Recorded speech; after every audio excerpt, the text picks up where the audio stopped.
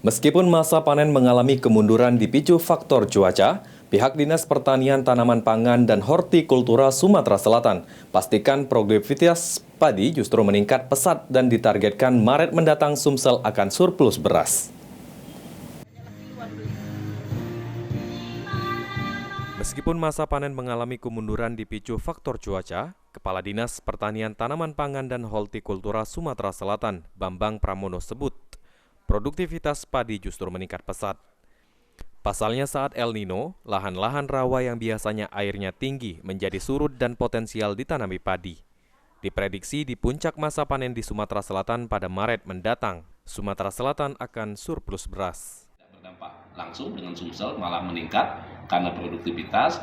Terus yang kedua memang adanya panen-panen yang saat ini banyak keluar, disinyalir juga, tadi juga dari Polda juga menginformasikan ke kita, harga sudah semakin turun, produksi sudah semakin banyak. Kita berharap adanya gerakan-gerakan secara bersama, tidak bisa pemerintah saja, tapi penggilingan beras besar, masyarakat juga yang sudah panen ini bisa menahan untuk mencukupi dulu produksi Sumatera Selatan. Surplus nih, sebaiknya disimpan, jangan hanya untuk konsumsi saja. Kalau untuk konsumsi saja nanti di bulan depannya beras sudah keluar semua, harganya bisa meningkat lagi.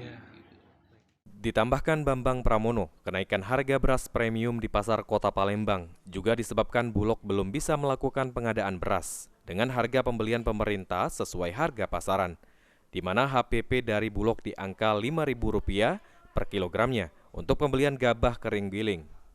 Sementara harga pasaran gabah kering giling di angka Rp6.300 per kilogramnya.